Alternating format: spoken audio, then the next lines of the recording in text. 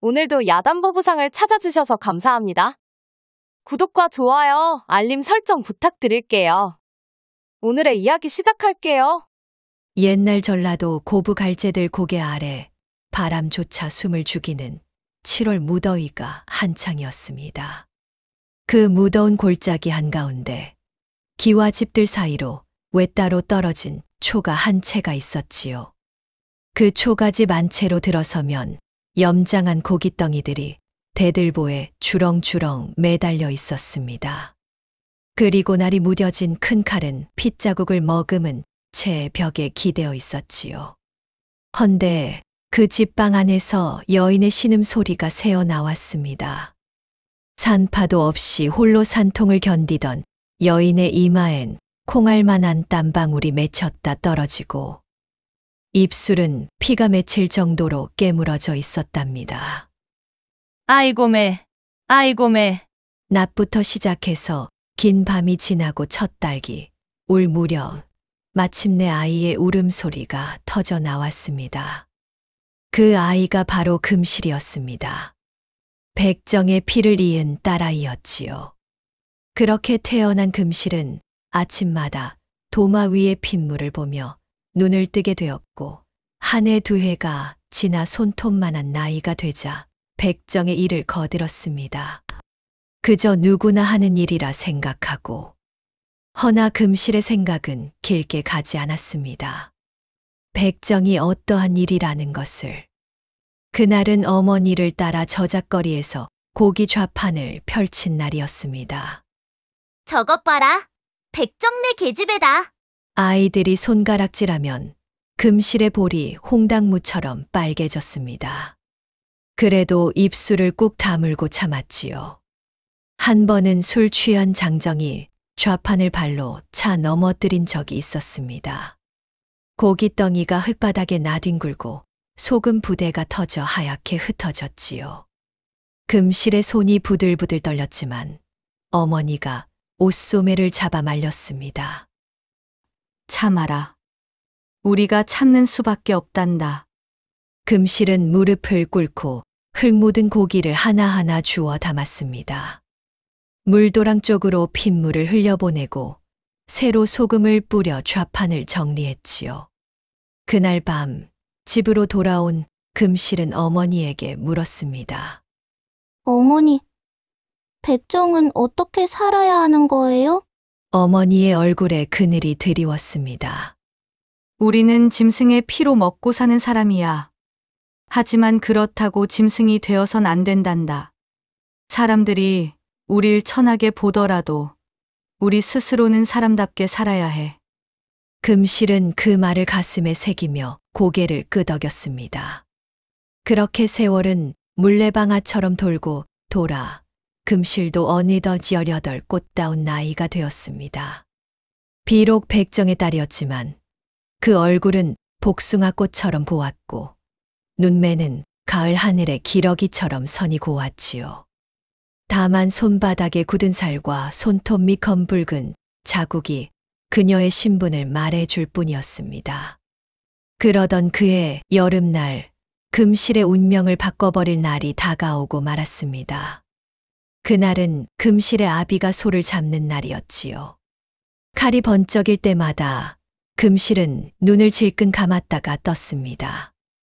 뼈를 발라내는 소리가 뚝뚝 끊어질 때마다 그녀의 어깨가 움찔거렸고 핏물이 바가지로 흘러내릴 때면 입술이 파르르 떨렸습니다. 금실아, 소금 좀 가져오너라. 예, 아버지. 금실이 소금 부대를 끌고 오는 동안 그녀의 이마엔 땀방울이 송골송골 맺혔습니다. 흰 소금이 붉은 고기 위에 뿌려질 때 마치 첫눈이 피밭에 내리는 것 같았지요. 그렇게 정성껏 손질한 고깃덩이를 거적에 싸고 부녀는 나란히 장터로 향했습니다. 금실은 작은 도마와 칼을, 아버지는 무거운 고깃덩이를 짊어졌지요. 장터에 도착하니 이미 사람들로 북적였습니다. 여보게, 백정 왔구먼. 오늘은 고기가 싱싱해 보이는군. 몇몇 단골 손님들이 반겨주었지만 대부분 사람들은 멀찌감치 돌아갔습니다. 금실이 좌판을 펴는 동안 옆 과일전 안악이 혀를 찼지요. 쯧쯧, 꽃다운 나이에 저런 일을. 금실의 볼이 석류알처럼 붉어졌지만 모른 척 고개를 숙이고 일을 계속했습니다. 해가 정수리에 이를 무렵이었습니다. 가마꾼 넷이 교자를 메고 머슴 67이 앞뒤로 호위하며 지나갔지요. 비키시오. 김 진사 어른 행차시다. 머슴 하나가 목청껏 소리쳤습니다. 장꾼들이 황급히 길을 비켰고 금실의 아버지도 고깃덩이를 옮기려 서둘렀지요. 바로 그때였습니다. 아버지가 무거운 고기를 들다가 중심을 잃고 비틀거렸습니다. 순간 거적이 풀리며 핏물이 튀었는데 붉은 방울 서너 개가 공중에 포물선을 그리며 날아갔지요. 시간이 멈춘 듯 했습니다. 그 핏방울이 하필이면 김진사의 하얀 도포 자락에 톡 떨어졌답니다. 마치 백지 위에 떨어뜨린 먹물처럼 선명했지요. 으악! 이게 무슨 일이냐? 김진사가 가마에서 벌떡 일어났습니다. 대감마님, 소인이 죽을 죄를. 금실의 아버지가 벌떡 무릎을 꿇었습니다. 이마가 땅에 닿도록 조아렸지만 진사의 분노는 하늘을 찌를 듯했지요. 이놈이! 감히 백정놈이! 내 옷을 더럽혀? 김진사의 목소리가 갈라졌습니다. 목덜미의 핏줄이 지렁이처럼 꿈틀거렸고 관자놀이가 팔딱팔딱 뛰었지요. 여봐라! 이놈을 당장! 순식간에 머슴들이 달려들었습니다. 첫 번째 몽둥이가 아버지의 어깨를 내리쳤을 때 뚝 하는 소리가 났습니다. 금실이 비명을 질렀지요. 아버지! 금실이 달려들어 아버지를 감쌌지만 머슴들은 아랑곳하지 않았습니다. 주먹이 비 오듯 쏟아졌고 발길질이 이어졌지요. 제발 그만하시옵소서! 금실의 목소리가 갈라졌습니다. 그녀의 손톱이 머슴의 팔을 핥히었지만 도리어 뺨을 맞고 나뒹굴었답니다. 저것 좀 봐라. 끔찍하구먼. 백정이니까 저런 일을 당하는 거지. 수군거리는 소리만 들릴 뿐 아무도 나서지 않았습니다. 금실이 머슴의 다리를 붙잡고 애원했지만 발길질의 손등이 까져 피가 났지요. 아버지. 금실이 기어가서 아버지의 손을 잡았습니다. 아버지의 눈가가 퉁퉁 부어 있었고 입에서는 핏물이 흘러나왔지요. 샤. 아버지가 딸의 이름을 부르려 했지만 말이 제대로 나오지 않았습니다. 금실이 치맛자락으로 아버지의 얼굴을 닦아드렸지만 피는 계속 흘러나왔지요. 해가 서산으로 기울 무렵 김진사가 코웃음을 치며 가마에 올랐습니다. 더러운 것들!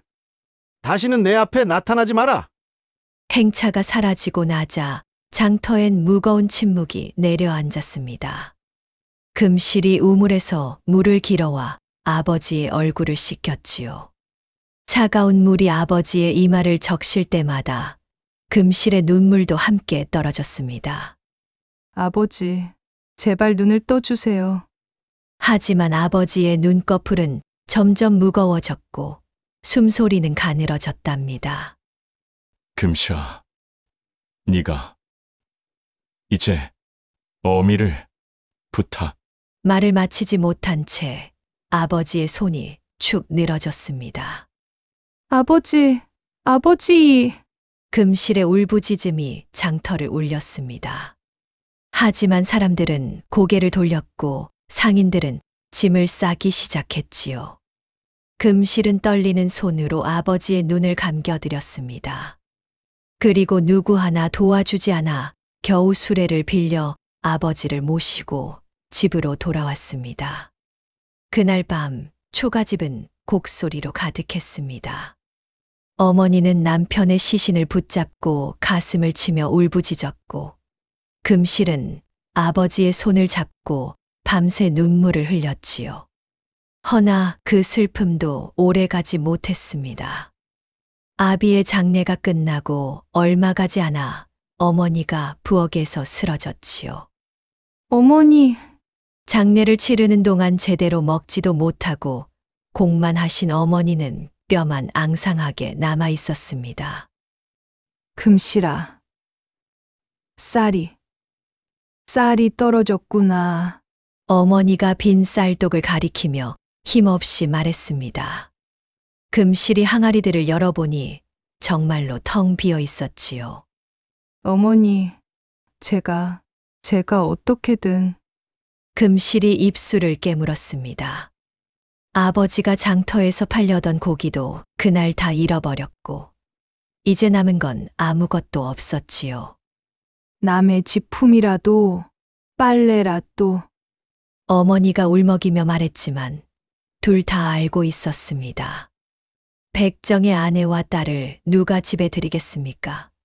그들의 손이 닿은 것을 누가 쓰겠습니까? 그날 밤 금실은 헛간으로 갔습니다. 아버지의 작업 도구들이 벽에 걸려 있었지요. 큰 칼, 작은 칼, 뼈를 바르는 칼.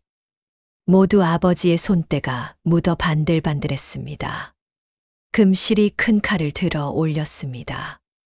무거웠지요. 18 소녀의 가녀린 손목이 휘청거렸습니다. 하지만 이 칼을 잡지 않으면 어머니와 함께 굶어 죽을 수밖에 없었답니다. 다음 날 새벽, 금실은 아버지의 칼을 들고 소를 잡았습니다. 처음엔 손이 떨려 제대로 자르지도 못했고 핏물이 얼굴에 튀어 울음이 터질 뻔했답니다. 그래도 포기할 수 없었습니다. 집에서 굶주리고 있을 어머니를 생각하면 떨리는 손도 꽉 잡을 수 있었으니까요. 그리하여 18 꽃다운 나이에 금실은 백정이 되었답니다. 아버지의 피 묻은 자리를 이어받아 세상의 차가운 눈초리 속에서도 꿋꿋이 살아가야 했지요. 백정의 칼을 잡은 지 어느덧 2 해가 흘렀습니다. 그리고 날이 갈수록 사람들의 멸시는 더욱 심해져 갔지요. 어라, 저기 백정년이 있네. 비단 옷을 입은 양반집 도련님 서너시 몰려왔습니다. 더러운 백정, 우리한테 절이나 해봐. 제일 앞에 선 도령이 거드름을 피웠습니다.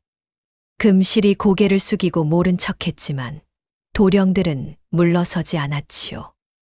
야, 못 들었어? 절하라고. 한 도령이 몽둥이로 좌판을 쳤습니다. 탁 소리와 함께 좌판이 넘어지며 고깃덩이가 바닥으로 떨어졌지요. 도련님들, 제발. 금실이 애원했지만 도련들은 오히려 더 신이 났습니다. 핏물이다. 더러워. 다른 도련이 발로 고기를 걷어찼습니다. 붉은 핏물이 튀어올라 금실의 치맛자락에 묻었지요. 하하하, 저것 봐. 피투성이야. 도련들이 깔깔대며 웃었습니다. 바로 그때였습니다. 아이고, 도련님들. 다급한 목소리와 함께 사내가 다가왔습니다. 키가 훤칠하고 어깨가 넓은 사내, 바로 만석이었지요. 저 좌판이 넘어지면서 못이 튀어나왔습니다. 도련님들, 비단옷이 찢어질까 걱정입니다. 도련들이 흠칫 뒤로 물러났지요. 천한 백정을 놀려먹는 것보다 비단옷이 찢어지는 게 더 걱정했습니다. 그래? 예, 도련님. 허니 이런 험한 곳보다 정자로 가셔서 풍류를 즐기시는 게 맞는 듯합니다요. 그 말도 맞는 말이구나. 자, 다들 정자로 가보자고. 양반집 도련님들이 어깨에 힘을 떡하니 주고 위풍당당하게 사라졌습니다. 만석은 도련들이 사라지자 무릎을 꿇고 앉아 흩어진 물건들을 주워 모았습니다. 금실도 황급히 고기를 담으며 말했지요. 고맙습니다. 하지만 괜한 일에 끼어드셨네요. 괜한 일이 아니야. 만석이 낮은 목소리로 대답했습니다. 금실은 그제야 만석의 얼굴을 자세히 보았지요. 그런데 어디서 본 듯한 얼굴이었습니다. 혹시 만석이? 그래. 금실이 맞지? 두 사람의 눈이 마주쳤습니다. 그 순간 어린 시절의 기억이 되살아났지요. 10살 무렵이었을까요? 마을 아이들이 둘을 애워싸고 놀려댔던 날이 있었습니다. 백정아, 사생아야? 돌멩이가 날아오고 침이 튀었지요. 금실과 만석은 나란히 웅크리고 앉아 있었습니다. 만석의 어머니가 어느 날 갑자기 배가 불러 아이를 낳았는데 끝내 아버지가 누군지 밝히지 않았답니다. 사람들은 수군거렸지요. 어느 양반에게 몹쓸 짓을 당했다고, 그래서 입을 다물고 있다고. 아이들이 떠난 뒤 금실이 울먹이는 만석이를 위로했지요. 울지 마. 우리가 뭘 잘못했어? 태어난 게 죄야? 그래도 억울해. 나도 억울해. 하지만 울면 더 놀림받아. 두 아이는 서로의 상처를 닦아주며 위로했었습니다. 금실아, 우리 커서도 친구하자. 그래.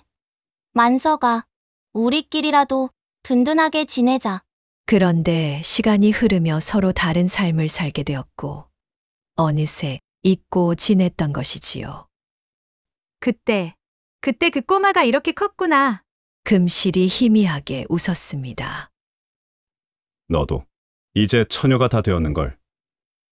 그런데 왜 너가 이걸 하고 있어? 아버지는? 아버지가 돌아가셨어. 그래서 내가. 두 사람은 말없이 좌판을 정리했습니다. 그리고 그날 이후 만석은 장날마다 금실의 좌판 근처를 서성였습니다. 누가 괴롭히려 하면 슬쩍 나타나 막아주고 무거운 짐이 있으면 들어주었지요. 말은 많지 않았지만 그 조용한 배려가 금실의 마음을 따뜻하게 했답니다. 어느 날 해가 서산마루에 걸쳐질 무렵이었습니다. 장터가 파하고 금실이 집으로 돌아가는데 뒤에서 발소리가 들렸지요. 금실아, 기다려. 만석이 금실을 따라왔습니다. 두 사람은 나란히 들길을 걸었지요. 그렇게 얼마쯤 걸었을까? 들판 가운데 커다란 바위가 있는 곳에 이르자 만석이 걸음을 멈췄습니다. 잠깐 쉬어가자. 어렸을 때도 여기서 쉬었잖아. 맞아. 기억나. 두 사람은 바위에 걸터 앉았습니다. 그렇게 한참을 말없이 앉아 있다가 만석이 조심스럽게 입을 열었습니다. 금실아, 어떻게 견디는 거야? 무얼 말하는 거야? 사람들의 멸시 말이야. 어렸을 때도 그랬지만 지금도 나는 가끔 참을 수가 없어서. 만석의 주먹이 떨렸습니다. 금실은 잠시 침묵하다가 나직이 대답했지요. 이 세상에 어머니와 나 단둘뿐이야. 어떻게든 버텨야지.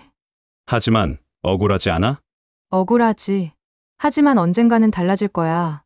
내가 똑바로 살면 사람들도 다르게 봐주겠지. 그날이 올 때까지 버티는 거야. 어렸을 때도 그렇게 말했었지. 울지 말고 버티자고. 그때 내가 그랬잖아. 우리끼리라도 든든하게 지내자고. 두 사람이 서로를 바라보며 쓸쓸하게 웃었습니다.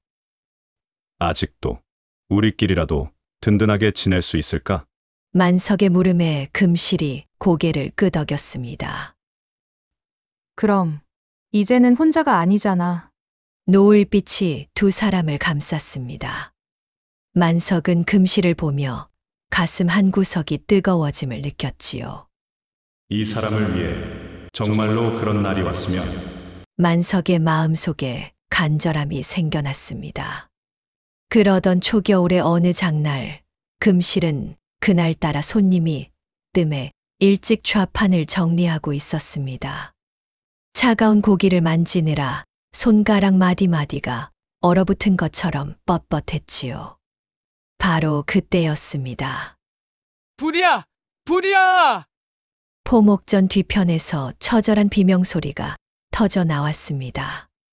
그와 동시에 바람에 날린 비단천이 마치 불나비처럼 펄럭이며 불을 사방으로 옮겨 붙였습니다. 아이고, 내 비단! 3년 걸려 짠 비단이! 포목전 주인이 땅을 치며 울부짖었습니다. 하지만 불길은 이미 걷잡을 수 없이 커졌지요. 물 좀 가져와! 모래를 뿌려! 상인들이 저마다 물동이를 들고 뛰어다녔지만 불길은 순식간에 저자 안쪽으로 번져갔습니다. 그때였습니다. 으앙! 으앙! 연기 속에서 갓난아이의 울음소리가 들렸습니다. 저기, 저 움막 안에 사람이 있어요. 누군가 외쳤습니다. 하지만 불길이 이미 움막 입구를 막고 있었지요. 누가 좀. 사람들은 발만 동동 구를 뿐 감히 다가가지 못했습니다. 바로 그때 금실이 좌판을 박차고 일어났습니다. 비켜요. 다 비키란 말이에요. 그녀는 미친 듯이 달려갔습니다. 안 돼! 금실아! 만석이 금실의 팔을 붙잡았지만 그녀는 뿌리쳤습니다. 나, 사람이 죽어가고 있단 말이야. 금실은 젖은 거적을 뒤집어 쓰고 불길 속으로 뛰어들었습니다. 뜨거운 열기가 폐를 태웠고 연기가 목을 막아 숨을 쉴 수가 없었지요. 할머니, 어디 계세요? 연기 때문에 앞이 보이지 않아 손으로 더듬거리며 앞으로 나아가니 뜨거운 나무 조각이 손바닥을 찢었지요. 그때 발끝에 무언가 부드러운 것이 닿았지요. 할머니! 노부인이 아이를 품에 안은 채 쓰러져 있었습니다. 금실은 먼저 아이를 빼앗듯 안아들었지요. 아이의 얼굴은 검댕으로 새까맣게 변해 있었지만 다행히 숨은 붙어 있었습니다. 할머니, 정신 차리세요. 금실이 노부인의 어깨를 흔들었지만 반응이 없었습니다.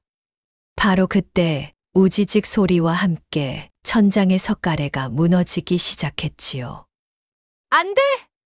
금실은 아이를 품에 꼭 안고 노부인의 옷깃을 움켜쥐었습니다.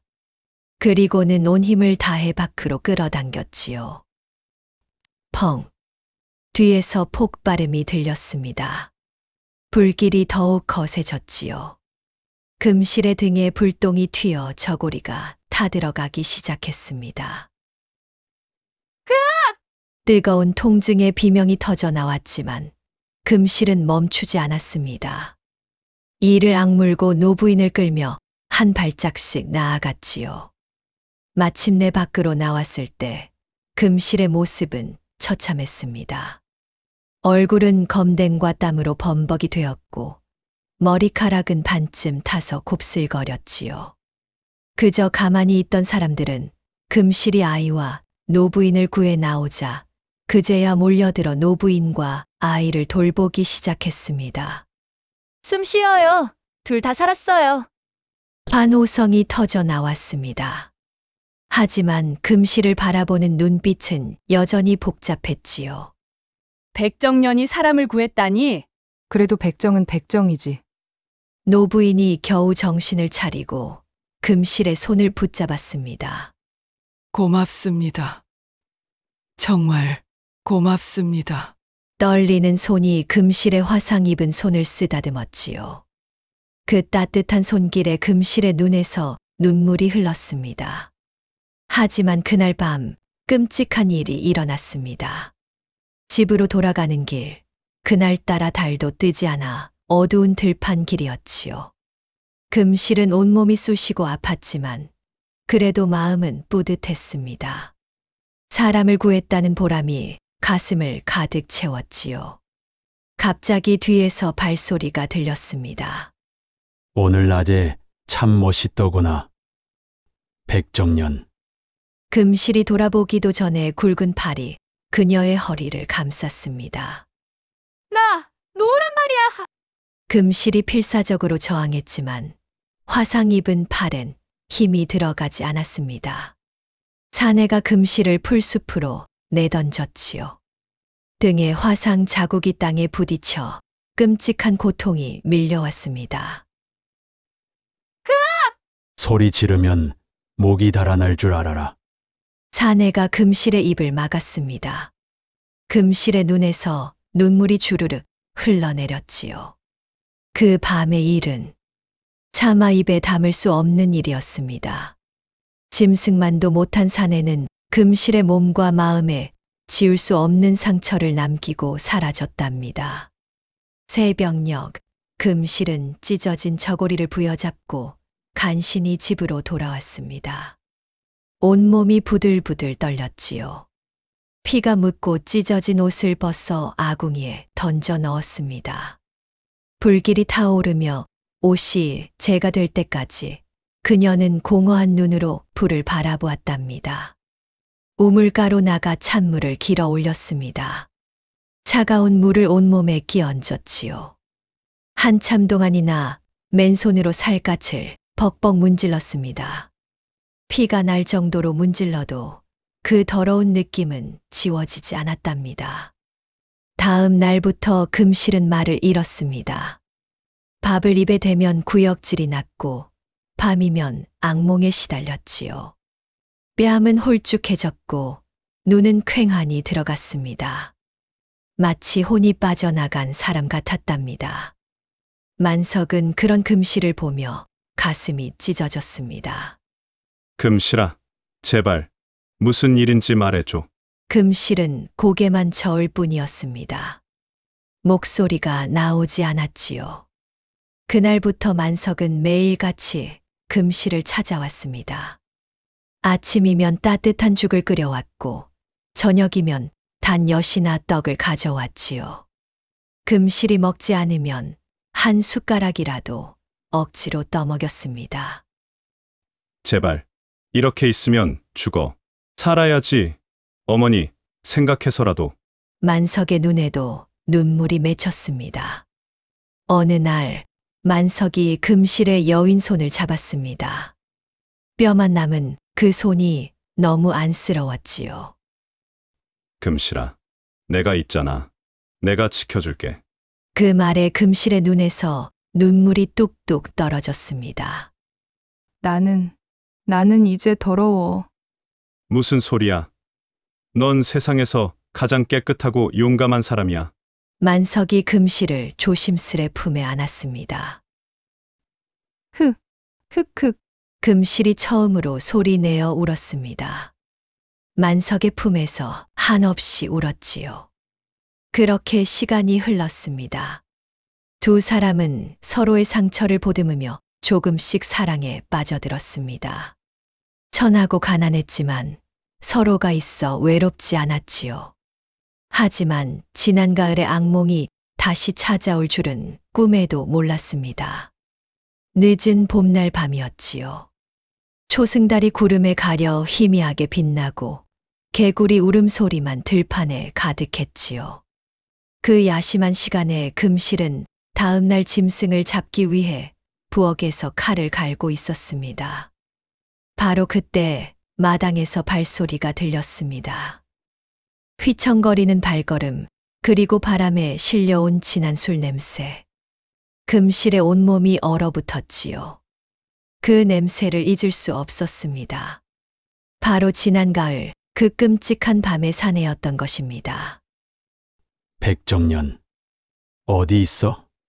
취한 목소리가 점점 가까이 다가왔습니다.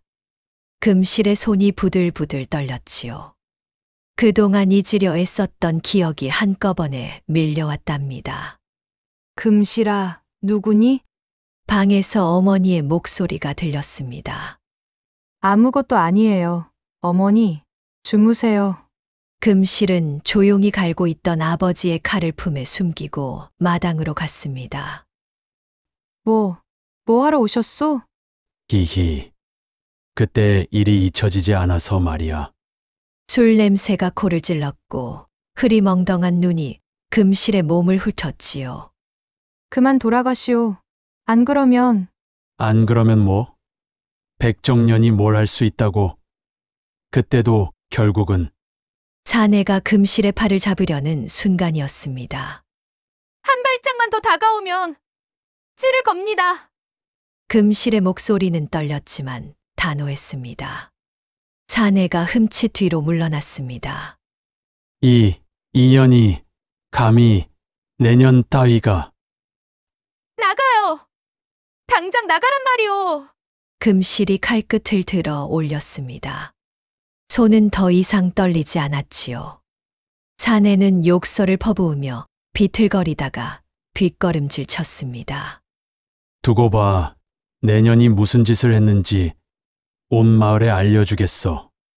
사내가 도망치듯 사라졌습니다. 금실은 문을 닫고 주저앉았지요. 온몸에서 힘이 빠졌습니다. 그런데 금실이 몰랐던 것이 있었습니다. 사내 뒤를 몰래 따라온 사람이 있었던 것이지요. 바로 사내의 마누라였습니다. 시집 온 지 10년이 넘었건만 자식도 없고 남편은 날마다 술에 절어 살았지요. 그런 남편이 요즘 들어 밤마다 어디론가 나가는 것을 수상히 여기고 따라온 것이었답니다. 그 여인은 담밖에서 모든 것을 보았습니다. 남편이 백정계집의 집문을 두드리고 쫓겨나는 모습을. 그런데 여인의 마음에 든 것은 질투도 분노도 아니었습니다. 오히려 체면이 구겨진 것이었지요. 내 남편이 천한 백정년한테 홀렸다고? 그것도 모자라 칼까지 들이댔다고? 여인의 자존심이 무너졌습니다. 다음 날 아침 여인은 관하로 달려갔습니다. 사또 나으리, 억울합니다. 무슨 일이오? 저 백정 계집이 밤마다 사내들을 꿰어들여 음행을 일삼습니다. 우리 집 남편까지 홀렸어. 여인이 눈물을 짜내며 하소연했습니다. 물론 거짓말이었지요. 하지만 사또의 귀엔 그럴듯하게 들렸답니다. 백정계집이 음행을? 예. 밤마다 문을 열어놓고 사내들을 불러들인다고 하옵니다. 소문은 삽시간에 퍼졌습니다. 그 백정년이 몸을 판대. 역시 천한 것은 천한 짓만 하는구나. 한 줄의 거짓이 마을 전체를 휩쓸었습니다. 백정의 피는 언제나 변명보다 빠르게 죄가 되었지요. 사또는 금실을 불러들였습니다. 내년이 밤마다 음행을 일삼는다는 고발이 들어왔다. 억울합니다, 나으리. 그런 일이. 금실이 머리를 조아리며 항변하려 했지만 사또는 들으려 하지도 않았습니다. 백정 주제의 마을의 풍기를 어지럽히다니! 당장 이 고을에서 나가거라! 나으리, 제발 한 번만. 닥쳐라! 사흘 안에 떠나지 않으면 곤장을 칠 것이다! 금실은 입을 열었다가 곧 다물었습니다. 무슨 말을 해도 소용없다는 것을 알았지요. 백정의 말은 처음부터 진실의 무게를 갖지 못했으니까요. 그날 저녁 해가 완전히 져서 어둠이 짙게 깔렸을 무렵이었습니다. 금실아, 금실아. 멀리서 다급한 발소리가 들렸지요. 만석이 숨을 헐떡이며 달려왔습니다. 이게 무슨 일이야? 만석의 품에는 쌀 한 돛박이 꼭 안겨 있었습니다. 아마도 자신이 먹을 양식까지 모두 가져온 듯 했지요. 내가 지금이라도 사또한테 가서 말할게. 내가 그런 사람이 아니라고. 그 사내가 먼저 찾아왔다고. 만석이 금실의 손을 잡으려 했지만 금실은 한 걸음 물러났습니다. 소용없어. 만석아. 금실이 쓸쓸하게 웃었습니다. 백정의 딸이라는 낙인은 평생 지워지지 않아. 이번이 아니어도 언젠가는 또 다른 죄를 뒤집어 쓰게 될 거야. 그래도 이건 너무 억울하잖아. 그의 눈에서 굵은 눈물이 뚝뚝 떨어졌습니다. 금실이 떨리는 손을 들어 만석의 눈물을 닦아주었습니다. 울지 마. 내가 울면 나도. 금실의 목소리가 떨렸습니다. 하지만 눈물은 흘리지 않았지요. 이미 너무 많이 울어서 더는 눈물이 나오지 않는 것 같았답니다. 이 쌀. 고마워. 어머니께 드릴게. 금실이 쌀 자루를 받아 들었습니다. 묵직한 무게가 손에 전해졌지요. 만석의 마음이 담긴 무게였습니다. 방 안에서 기침 소리가 들렸습니다. 금실이 쌀을 들고 들어가니 병든 어머니가 이불을 덮고 누워 있었지요. 어머니, 만석이가 가져왔어요. 어머니가 떨리는 손을 뻗어 딸의 손을 잡았습니다. 뼈만 앙상하게 남은 손이었지요. 금실아, 이 애미 때문에, 이 못난 애미 때문에 네가 어머니. 금실이 어머니의 손을 꼭 쥐었습니다. 거칠고 마른 손이었지요. 어머니 때문이 아니에요. 내가 백정의 딸로 태어난 게 어머니 잘못인가요? 아버지가 백정이었던 게 잘못인가요? 그래도 다른 집에 태어났다면 내가 나였을까요? 금실이 쓸쓸하게 웃었습니다. 어머니가 아니었다면 난 진작에 죽었을 거예요. 아버지 돌아가시고 혼자 칼을 잡았을 때 매일 밤 어머니 생각에 버텼어요. 어머니 굶길 수 없어서, 어머니 혼자 둘 수 없어서. 어머니의 눈에서 눈물이 주르륵 흘렀습니다. 차라리 이 애미가 먼저 죽었어야. 그런 말 마세요. 금실이 처음으로 목소리를 높였습니다. 어머니마저 없으면 난 정말 혼자가 되는 거예요. 그럼 난 왜 살아야 하는지도 모르게 될 거예요. 금실의 목소리가 떨렸습니다. 그제야 눈물이 흘렀지요. 무서워요, 어머니. 사람들 시선도 무섭고, 매질도 무섭고, 또 그런 일을 당할까봐 그것도 무서워요. 하지만 가장 무서운 건 혼자 남는 거예요. 어머니가 딸을 끌어안았습니다. 뼈만 앙상한 품이었지만 금실에겐 세상에서 가장 따뜻한 품이었지요. 미안하다. 우리 금실아, 이 애미가 힘이 되어주지 못해서.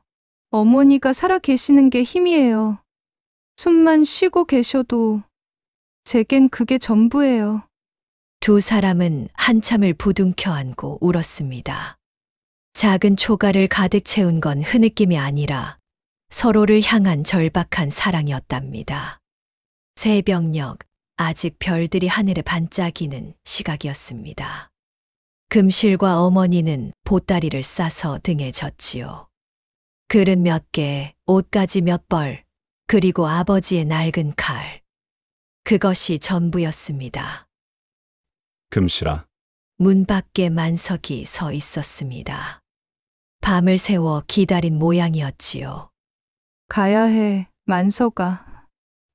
알아. 하지만 만석이 품에서 무언가를 꺼냈습니다. 작은 나무 빗이었지요. 손수 깎아 만든 듯 투박했지만 정성이 느껴졌습니다. 이거 가지고 가. 머리 빗을 때마다 내 생각 좀 해줘. 금실이 빗을 받아들었습니다. 매끈한 나무의 감촉이 손바닥에 전해졌지요. 고마워. 정말 고마워. 꼭 다시 만나자. 언젠가는 반드시. 만석의 말끝이 흐려졌습니다. 금실이 돌아보며 희미하게 웃었지요. 그 웃음 속에 많은 말이 담겨 있었답니다. 사랑한다는 말, 미안하다는 말, 그리고 작별의 말이. 금실이 어머니의 손을 잡고 걷기 시작했습니다. 산길로 접어들자 찬바람이 옷깃을 파고들었지요. 이슬에 젖은 풀잎이 치맛자락을 적셨고 발밑에서 마른 낙엽이 바스락거렸습니다. 한 걸음, 또 한 걸음. 금실아, 괜찮니? 어머니가 걱정스럽게 물었습니다. 예, 어머니, 괜찮아요. 금실이 어머니를 부축하며 대답했지요. 깊은 산속으로 들어갈수록 어둠이 짙어졌습니다. 올빼미 울음소리가 일신연스럽게 들렸고 바람에 나뭇가지가 부딪히는 소리가 귓가를 스쳤지요. 하지만 금실의 걸음은 흔들리지 않았습니다. 그녀는 더 이상 울지 않았습니다. 눈물 대신 결의가, 슬픔 대신 각오가 그녀의 마음을 채웠지요. 세상이 죄를 씌웠다면 이제는 그 죄보다 강하게 살아남으리라. 깊은 산골, 사람의 발길이 닿지 않는 곳에서 새로운 삶을 시작하리라. 비록 외롭고 힘들겠지만 적어도 거짓된 죄를 뒤집어 쓰지는 않으리라. 그렇게 마음을 다지며 걷고 또 걸었습니다. 사흘째 되던 날, 금실과 어머니는 깊은 산속 버려진 초가에 도착할 수 있었지요. 여기서 지내요, 어머니. 그래, 여기가 좋겠구나. 세월은 산속에서도 흘렀습니다. 첫해 여름이 지나고 가을이 왔을 때 금실은 이미 산짐승 잡는 법을 터득했지요. 오일물을 놓고 덫을 만들고 토끼굴을 찾는 법을 혼자서 익혔답니다. 어머니, 오늘은 멧돼지 흔적을 봤어요. 조심해라. 멧돼지는 위험하단다. 알아요. 멀리서만 봤어요. 낮이면 약초를 캐러 다녔습니다. 먹을 수 있는 것은 뭐든 캐어다 말렸지요. 겨울이 오자 살아남기 위한 싸움이 시작되었습니다. 금실은 낮에 땔감을 모으고 먹을 거리를 찾아 헤맸습니다. 손끝은 동상에 걸려 퉁퉁 부었고 발가락은 감각이 없었답니다. 어머니, 따뜻하세요? 그래. 우리 금실이 덕분에. 어머니는 날로 쇠약해졌습니다. 산속의 추위와 고된 생활이 병든 몸을 더욱 악화시켰지요. 2해가 지났습니다. 금실의 손바닥엔 굳은 살이 두텁게 박혔고 얼굴은 햇볕과 바람에 그을려 거칠어졌지만 눈빛만은 여전히 또렷했답니다. 허나 그 사이 어머니의 병세는 날로 깊어져 갔지요. 콜록. 어머니, 약초 달인 물이에요. 고맙구나. 우리 금실이.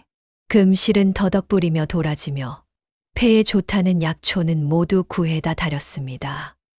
하지만 어머니의 병세는 나아지지 않았지요. 새해째 되던 해, 어머니는 더 이상 자리에서 일어나지 못했습니다. 금실아. 어머니가 희미한 목소리로 불렀습니다. 금실이 황급히 다가가 어머니의 손을 잡았지요. 어머니, 제가 여기 있어요. 우리 금실이 많이 컸구나. 어머니가 희미하게 웃었습니다. 그 얼굴엔 깊은 주름이 패여 있었고 눈은 움푹 들어가 있었지요. 하지만 딸을 보는 눈빛만은 한없이 따뜻했답니다. 이 깊은 산속에서 3년을 너가 있어 이 애미가 버텼구나. 어머니, 힘드시면 말씀하세요. 아니야. 지금 해야 할 말이 있어. 어머니가 마른 손으로 딸의 손을 꽉 쥐었습니다. 금실아. 우리가 비록 미천한 백정이지만 세상을 너무 원망하지 말거라. 어머니. 금실의 눈에 눈물이 맺혔습니다. 분노는 사람을 허망하게 만든다. 네 아버지도 이 애미도 원망하며 살았더니 결국 이렇게 되었구나. 어머니가 기침을 했습니다. 입가에 피가 맺혔지요. 하지만 너는 달랐으면 좋겠다. 백정의 딸이 아니라 금실이라는 한 사람으로 너의 인생을 살거라. 어머니, 제발 그만 말씀하세요. 약속해다오. 원망 대신 희망을 품고 당당하게 살아가겠다고. 네, 어머니. 약속할게요. 어머니가 만족스럽게 웃었습니다. 그래. 우리 금실이 씩씩하게 살아야 한다. 어머니의 눈이 천천히 감겼습니다. 어머니, 어머니. 금실이 어머니를 불렀지만 대답이 없었습니다. 그날 밤 금실은 어머니 곁을 떠나지 않았습니다. 손을 꼭 잡고 어릴 적 어머니가 불러주던 노래를 불렀지요. 산 너머 남촌에는 누가 살길래 해마다 봄바람이 나무로 오네. 어머니의 입가에 미소가 번지는 듯 했습니다. 다음 날 아침 금실은 어머니의 시신을 산속 제일 양지 바른 곳에 묻어주었습니다. 그리고는 어머니와 같이 살던 초가로 들어가 문을 닫았지요. 그렇게 한 달이 지났습니다. 금실은 여전히 초가집에서 나오지 않았지요. 그러던 어느 날 따스한 봄볕이 방문 틈새로 들어왔습니다. 금실은 문득 어머니의 마지막 말이 떠올랐지요. 너의 인생을 살거라. 금실이 천천히 일어났습니다.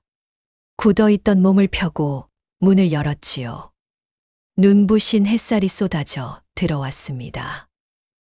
어머니, 제가 제 인생을 살아볼게요. 금실은 보따리를 싸기 시작했지요. 산에서의 3년이 그녀를 단단하게 만들었습니다. 금실은 집을 나서며 마지막으로 초가를 돌아보았습니다.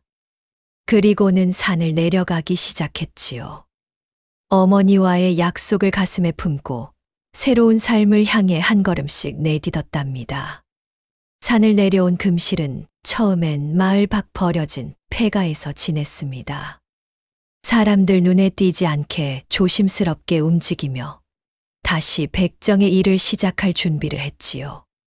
그렇게 얼마간의 시간이 지난 후 볕이 따스하게 내리쬐던 날, 금실은 마침내 갈제들 장터로 향했습니다. 새로운 맥정인가? 젊은 여자가 칼을 쥐다니. 사람들이 수군거렸지만 아무도 그녀가 금실인 줄은 몰랐습니다. 세월이 그만큼 그녀를 변화시켰던 것이지요. 금실은 묵묵히 장터 끝자락에 좌판을 폈습니다. 고기 있습니다. 싱싱한 고기요. 고기 있습니다. 싱싱한 고기요. 처음엔 아무도 다가오지 않았습니다. 하지만 해가 기울 무렵 한 장정이 조심스레 다가왔지요. 고기. 얼마요? 단양입니다. 싸게 좀. 깎아드릴 수는 없지만 양은 넉넉히 드리겠습니다. 장정이 고기를 사갔습니다. 그 뒤로 1명, 2명 조심스레 손님이 늘기 시작했지요. 금실의 자리는 조금씩 다시 삶의 냄새로 채워졌답니다. 그렇게 몇 달이 흘렀습니다. 초여름의 어느 날, 금실은 새벽 일찍 어머니의 묘를 다녀오는 길이었습니다. 산길을 내려오다 절 아래쪽에서 소란스러운 소리를 들었지요. 야! 산적이야! 마님을 구하세요! 여인들의 비명소리가 산골짜기에 울렸습니다. 금실이 달려가 보니 양반과 마님 일행이 있었는데 산적 셋이 길을 막고 있었지요. 히히. 양반 마님이 산길에 웬일이시오? 수염이 덥수룩한 산적이 칼을 빼들고 다가갔습니다. 비단 옷을 입은 마님이 비탈 가장자리로 밀려났지요. 물러가거라. 내가 누군 줄 알고? 마님의 목소리가 떨렸습니다. 산적이 마님의 팔목을 잡아당겼고 마님은 어쩔 줄 몰라 하며 비틀거렸지요. 폐물이나 놓고 가시지. 금실은 잠시 숨을 고른 뒤 움직였습니다. 산에서의 생활이 그녀를 민첩하게 만들었지요. 손에 익은 짧은 도끼를 뽑고 근처 무릉덩이에서 적신거적을 들었습니다. 그리고 허리춤에 소금 주머니를 풀었지요. 정면으로 달려들지 않고 비탈 위쪽으로 돌아 올라갔습니다. 바람이 아래로 불고 있었지요. 금실은 그 순간을 노려 젖은 거적을 펼쳐 던졌습니다. 펄럭. 거적이 바람을 타고 날아가 산적 하나의 얼굴을 덮었습니다. 으아! 뭐야? 산적이 거적을 뜯어내려는 사이 금실은 산적들 중 제일 몸이 큰 사내에게 달려가 그의 눈에 소금을 뿌렸지요. 으아! 내 눈! 덩치 큰 산적이 중심을 잃고 넘어졌습니다. 그 순간 금실이 도끼 자루로 그의 손목을 정확히 내리쳤지요. 탁! 악! 칼이 손에서 떨어져 굴러갔습니다. 나머지 산적 둘이 금실을 향해 달려들려 했지만 멀리서 마님을 찾는 소리가 들려오자 주춤했지요. 에이, 재수 없어. 튀자. 산적들이 허겁지겁 숲으로 도망쳤습니다. 금실은 재빨리 마님에게 다가갔습니다. 괜찮으십니까? 내가 마님이 금실을 올려다보았습니다. 하지만 금실은 이미 마님의 치마 끝을 잡아 흙을 털어내고 있었지요. 발을 다치셨네요. 제가 부축해 드릴게요. 금실이 마님의 팔을 받쳐 일으켰습니다. 마님. 하인과 여종들이 뒤늦게 달려왔습니다. 아이고, 마님, 다치신 데는 없으십니까? 그들이 마님을 에워싸고 부축했지요. 마님이 돌아보려 했지만 금실은 이미 조용히 자리를 떠나고 있었습니다. 저 처자가 마님, 빨리 어서 집으로 가시지요. 금실은 그렇게 소리 없이 산을 내려왔습니다. 장터로 돌아온 금실은 아무 일 없었다는 듯 좌판 앞에 앉아 고기를 손질했지요. 바로 그때였습니다. 어이, 새로운 백정. 술 냄새를 풍기는 사내가 비틀거리며 다가왔습니다. 바로 몇 년 전 금실에게 몹쓸 짓을 했던 그 사내였지요. 하지만 그는 금실을 알아보지 못했습니다. 젊은 년이 백정 일을 하네? 사내가 좌판에 기대며 금실을 훑어보았습니다. 고기나 사시든지 아니면 비켜주십시오. 금실의 목소리가 차가웠습니다. 사내가 코웃음을 쳤지요. 건방지긴. 백정년이 뭘 믿고. 사내가 손을 뻗어 금실의 팔을 잡으려 했습니다. 손 치워! 금실이 칼을 들어 올렸습니다. 번쩍이는 칼날에 사내가 움찔했지요. 인연이 칼을 들어? 사내가 큰 소리로 외쳤습니다. 예전에도 이런 건방진 백정년이 있었지. 금실이라는 년이었는데 사내가 비웃으며 말을 이었습니다. 그년도 도도한 척했는데 결국은 내가 제대로. 그러다 사내가 문득 멈췄습니다. 금실의 눈빛을 보았기 때문이지요. 그 차가운 눈빛, 그 깊은 증오. 잠깐. 너. 사내가 금실의 얼굴을 자세히 들여다보았습니다. 비록 많이 변했지만 그 눈매, 그 입술. 설마 금실이? 사내의 얼굴이 하얗게 질렸습니다. 내년이 돌아왔구나. 사내가 뒷걸음질 쳤다가 다시 큰 소리를 질렀습니다. 여기 금실이가 왔다. 음행으로 쫓겨났던 그 백정년이 다시 왔어. 사람들이 웅성거리며 모여들었습니다. 뭐, 금실이? 그 문란한 계집이 돌아왔다고? 바로 그때 누군가 사람들을 해치고 나왔습니다.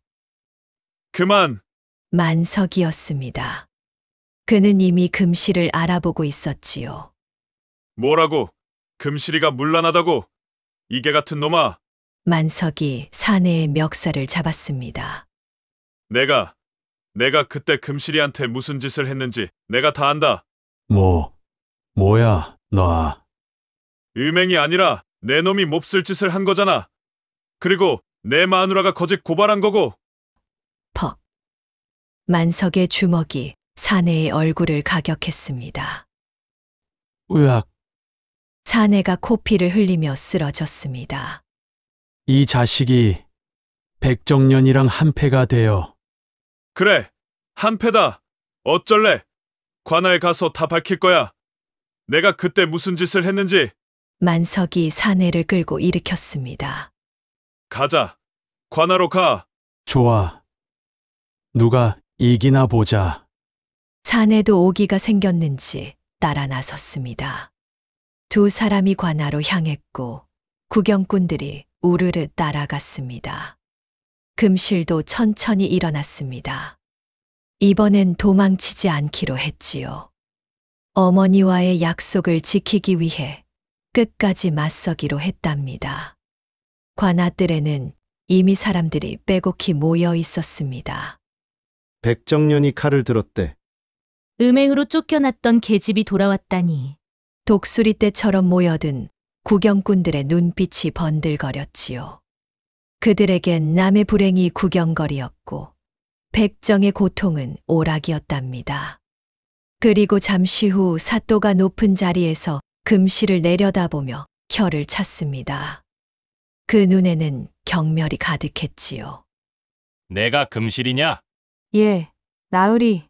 목소리는 차분했지만 금실의 손은 치마 끝을 꽉 쥐고 있었습니다. 음행으로 추방당했던 백정이 감히 다시 이 고을에 발을 들였단 말이냐? 그 말에 금실의 가슴 속에서 무언가가 끓어올랐습니다. 그간 묻어두었던 억울함이 목구멍까지 차올랐지요. 나으리. 금실이 고개를 들어 사또를 똑바로 바라보았습니다. 그 눈빛이 너무 당당해서 사또가 순간 움찔했답니다. 소녀는 음행을 한 적이 없사옵니다. 지난날 추방당한 것도 억울한 일이었습니다. 그때도 금실의 목소리가 떨렸습니다. 그날 밤의 기억이 다시 떠올랐지요. 차가운 땅바닥, 사내의 거친 숨소리, 찢어지는 듯한 고통. 저 사내에게 몹쓸 짓을 당한 것이지 제가 유혹한 것이 아니었습니다. 닥쳐라. 사또가 놀자루를 탁 치며 호통쳤습니다. 백정 주제에 감히 변명을 하느냐? 천한 것이 천한 짓을 했으면서. 그 말이 금실의 가슴에 비수처럼 박혔습니다. 이것이 현실이었습니다. 백정은 사람도 아니었고 그들의 말은 진실도 아니었던 것입니다. 나으리, 제발 진실을. 에라, 입을 다물지 못할까, 곤장을. 바로 그때였습니다. 저기. 떨리는 목소리가 들렸습니다. 구경꾼들 사이에서 허리가 굽은 노부인이 비틀거리며 나왔지요. 낡은 옷에 백발이 성성한 모습이었습니다. 나으리. 뭐냐, 할멈? 재판을 방해하는 거냐? 노부인은 비틀거리는 몸을 간신히 지탱하고는 떨리는 손으로 금실을 가리켰지요. 이 아이는 나쁜 아이가 아니옵니다. 그 한마디를 하는데도 온 힘을 다한 것 같았습니다. 노부인의 눈에 눈물이 고였지요. 지난날 포목전에 불이 났을 때 이 금실이가 목숨을 걸고 저를 구해 주었습니다. 사람들이 웅성거리기 시작했습니다. 노부인이 울먹이며 계속했지요. 제 손주까지, 갓돌 지난 어린 것까지, 자기 살이 타는 것도 모르고 연기에 눈이 멀어가면서도 불 속으로 뛰어들었습니다. 노부인이 금실을 바라보았습니다. 그 눈에 감사와 미안함이 뒤섞여 있었지요. 등에 화상을 입고 머리카락이 타들어가도 우리를 먼저 꺼내주고 자신은 쓰러졌습니다. 그런 아이가 어떻게? 노부인의 목소리가 격해졌습니다. 어떻게 음란한 짓을 하겠습니까? 이 늙은이가 목숨을 걸고 증언합니다.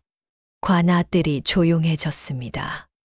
사또가 잠시 머뭇거리다가 코웃음을 쳤지요. 늙은이 말 한마디로 백정을 믿으란 말이냐? 게다가 할멈도 양반이 아니지 않느냐? 노부인의 얼굴이 창백해졌습니다. 그래도 포기하지 않고 외쳤지요. 양반이 아니면 사람도 아닙니까? 제가 본 것이 거짓이란 말입니까? 시끄럽다. 천민의 증언을 어찌 믿는단 말이냐? 곤장 10대를 쳐라. 포졸들이 곤장을 들고 다가왔습니다. 금실은 눈을 질끈 감았지요. 이제 끝이구나. 결국 아무것도 바뀌지 않는구나. 잠깐. 맑고 우아한 목소리가 관아뜰을 가로질렀습니다. 모두가 돌아보았지요. 비단 옷을 입은 부인이 관아로 들어오고 있었습니다. 아니, 박대감 댁마님이시옵니까? 사또의 얼굴이 순식간에 하얗게 질렸습니다. 마당으로 내려와 허리를 굽혔지요. 박 대감은 한양에서도 세 손가락 안에 드는 고위 관리였으니까요. 마님께서 어인일로 이런 누추한 곳에. 마님이 천천히 걸어왔습니다. 우아했지만 위엄이 있었지요. 금실 앞에 멈춰 섰을 때 그녀의 눈에 따뜻함이 번졌답니다. 사또. 목소리는 부드러웠지만 단호했습니다. 저 아이의 일로 왔습니다. 예. 저 백정을 아신다 하시옵니까? 마님이 금실을 보며 미소를 지었습니다.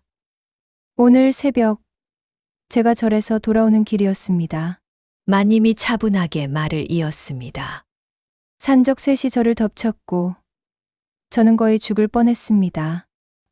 그때 마님이 금실을 가리켰습니다. 저 아이가 나타나지 않았다면 저는 지금 이 자리에 없었을 겁니다. 관아뜰이 술렁거렸습니다. 사또의 입이 떡 벌어졌지요. 그런 일이. 저 아이가 비록 백정이기는 하나 마님이 금실을 바라보는 눈빛이 깊어졌습니다. 제 목숨을 구해준 은인이옵니다. 평생 은혜를 갚아도 모자랄 사람입니다. 마님이 사또를 똑바로 바라보았습니다. 그 눈빛이 차가웠지요. 그런 아이를 무고한 죄로 벌하려 하시니 제가 가만히 있을 수 없습니다. 사또의 이마에 식은땀이 송글송글 맺혔습니다. 마님. 그러나 증자가. 증자라면 제 목숨이 증자가 아니겠습니까? 마님의 목소리가 엄해졌습니다. 다시 한번 공정하게 조사해 주십시오. 만약 이 아이에게 억울한 일이 있었다면. 마님이 말끝을 흐렸지만 그 의미는 분명했지요. 사또가 벌벌 떨었습니다. 예. 마님 말씀이 그러하시다면.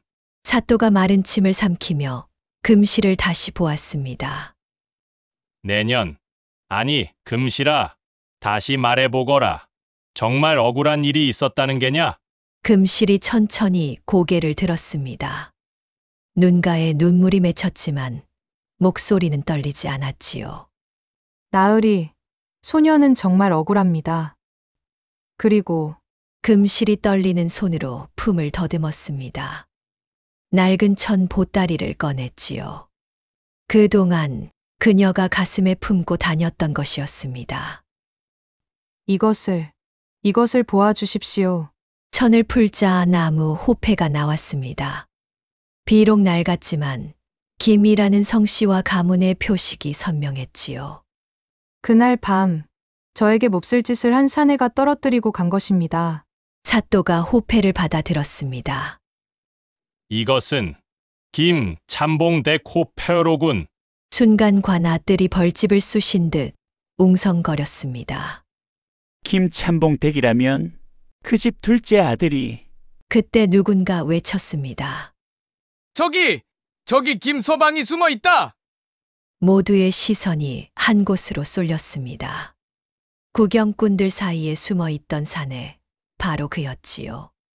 얼굴이 하얗게 질려 뒷걸음질 치고 있었답니다. 저건 내 것이 아니야. 사내가 더듬거렸지만 이미 늦었습니다. 잡아라. 포졸들이 우르르 달려들었지요. 사내가 도망치려 했지만 금방 붙잡혔답니다. 나으리, 억울합니다. 전연이 꿰어서. 닥쳐라! 사또가 버럭 소리쳤습니다. 마님이 지켜보고 있는데 제대로 처리하지 않으면 자신의 목이 날아갈 판이었지요. 내 놈이 몹쓸 짓을 한 것도 모자라 거짓으로 고발까지 했단 말이냐? 아니, 그게 아니라 증거가 이렇게 명백한데도 발뺌을 하느냐? 당장 곤장 30대를 쳐라. 그리고 옥에 가두어라. 아이고, 살려주십시오. 사내가 끌려가며 처절하게 울부짖었습니다. 사또가 금실을 바라보았습니다. 그 눈빛이 복잡했지요. 금실, 내 억울함이 밝혀졌으니 무죄다. 그 순간 시간이 멈춘 것 같았습니다. 금실의 눈에서 눈물이 주르륵 흘러내렸지요. 무죄.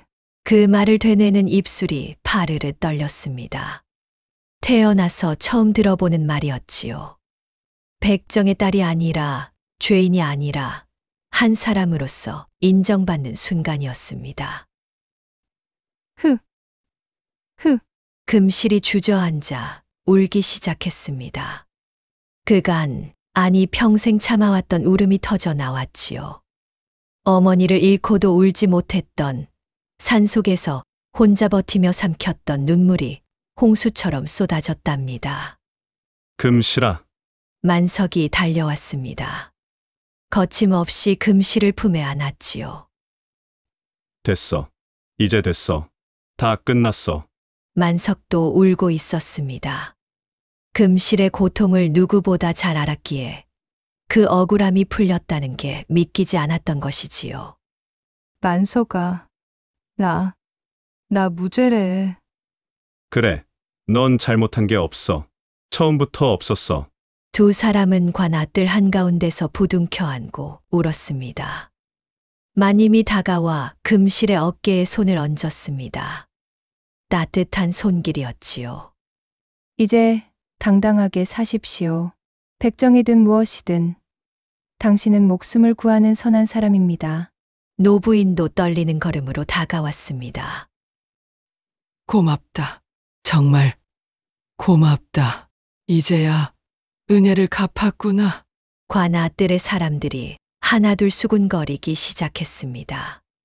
백정이지만 대단한 일을 했구나. 억울했겠네. 목숨을 구했다니. 처음으로 금실을 바라보는 눈빛에 경멸이 아닌 다른 것이 섞였습니다.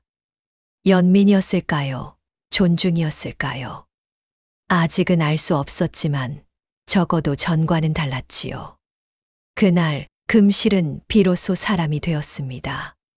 비록 여전히 백정이었지만 더는 죄인이 아니었지요. 그것만으로도 그 한마디만으로도 충분했답니다. 관아에서 무죄를 선고받은 날로부터 며칠이 흘렀습니다. 아침 해가 막 떠오를 무렵 마을 어귀 빈터가 시끌벅적했지요. 평소 같으면 금실을 피하던 사람들이 하나둘 모여들었습니다. 그들의 손에는 저마다 연장이 들려 있었답니다. 에이, 기둥이 삐딱하잖아. 거적은 더 가져와야겠는데. 목수 영감이 먹줄을 튕기며 혀를 잡고 장정들이 땀을 뻘뻘 흘리며 석가래를 올렸지요. 아낙네들은 수군거리면서도 새끼를 꼬았고 아이들은 진흙을 나르며 까르르 웃었답니다. 금실은 그 광경을 보며 꿈인가 싶어 자꾸만 눈을 비볐습니다. 그때 저 멀리서 가마 행차 소리가 들렸습니다. 박대감댁 마님이었지요. 집이 제법 모양새를 갖추었구나. 마님, 이것이 대체 내가 시킨 일이다. 너는 내 목숨을 구했다. 이 정도 은혜는 당연한 것이니 괜한 부담 갖지 말거라. 여종이 비단 보자기에 싼 것을 내밀었습니다. 안에는 은자 몇 냥이 들어 있었지요. 이것으로 당분간 먹고 살 것을 장만하여라. 그리고 마님이 잠시 뜸을 들이더니 말을 이었습니다. 혹 백정일이 싫거든 내가 다른 일자리를 주선해 줄 수도 있다. 비록 천민이지만 은인인즉 그 정도는. 너무나 고마운 일이나 소녀는 백정일을 계속하고자 하옵니다. 소녀에겐 이것이 삶이옵니다. 선친께서 하셨고 소녀가 이어받은 업이옵니다. 마님이 잠시 금실을 바라보다가 고개를 끄덕였습니다. 그 뜻이 굳다면야. 허나 앞으로는 아무도 너를 함부로 대하지 못할 것이다. 내가 보증하마. 그렇게 말하고는 가마에 올랐지요. 떠나기 전 마님이 한마디 더 했습니다. 명절 때마다 쌀과 반찬을 보내도록 하마. 은인이 굶는 꼴은 볼 수 없으니. 가마가 멀어진 뒤에도 금실은 한참을 서 있었습니다. 해질녘 드디어 초가 한 채가 완성되었지요. 금실아, 들어가 보거라. 동네 목수 영감이 수염을 쓸며 말했습니다. 예전엔 금실을 쳐다보지도 않던 사람이었지요. 이 집은 튼튼하게 지었으니 걱정 말고 살아. 고맙습니다, 영감님. 에이, 뭘. 우리가 그동안 너무했지. 영감이 머리를 긁적였습니다. 백정이라고 해도 사람은 사람이잖여. 게다가 목숨까지 구했는데. 이후로 마을 사람들의 태도가 조금씩 바뀌기 시작했습니다. 관아에서도 가축을 맡기기 시작했고, 장날이면 예전처럼 멸시하는 사람이 줄어들었지요. 여전히 거리를 두는 사람도 있었지만 적어도 돌을 던지거나 침을 뱉는 일은 없어졌답니다.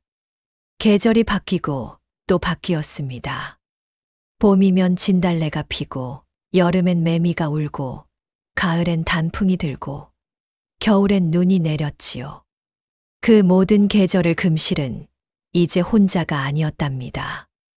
무엇보다 만석이 곁에 있었습니다. 금실아, 응? 이제 혼인해도 되지 않을까? 어느 봄날 만석이 수줍게 물었습니다. 금실이 빙그레 웃었지요. 그래, 이제는 괜찮을 것 같아. 두 사람의 혼인은 소박했습니다.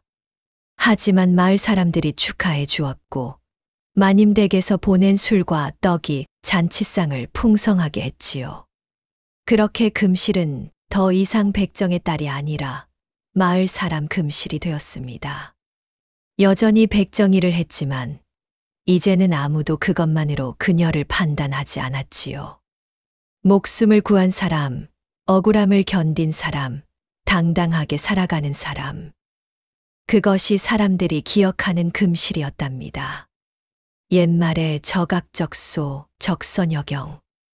악을 쌓으면 스스로 사라지고 선을 쌓으면 경사가 남는다 하였습니다. 백정의 딸 금실이 평생 멸시받고 쫓겨났으되 끝내 사람다운 삶을 찾은 것을 보셨을 것입니다. 그대가 비록 천한 신분에 태어났을지라도 낙심하지 마십시오. 금실이처럼 선을 쌓으면 언젠가는 빛을 보리이다. 그대가 혹여 높은 자리에 있거든 교만하지 마십시오. 몹쓸 짓한 사내처럼 죄를 지으면 반드시 벌을 받으리이다. 무릇 사람의 귀천은 태어날 때 정해지나 사람됨의 높고 낮음은 스스로 짓는 것이옵니다. 이것이 백정의 딸 금실이 우리에게 남긴 가르침이니 부디 잊지 마시기를 바라옵니다.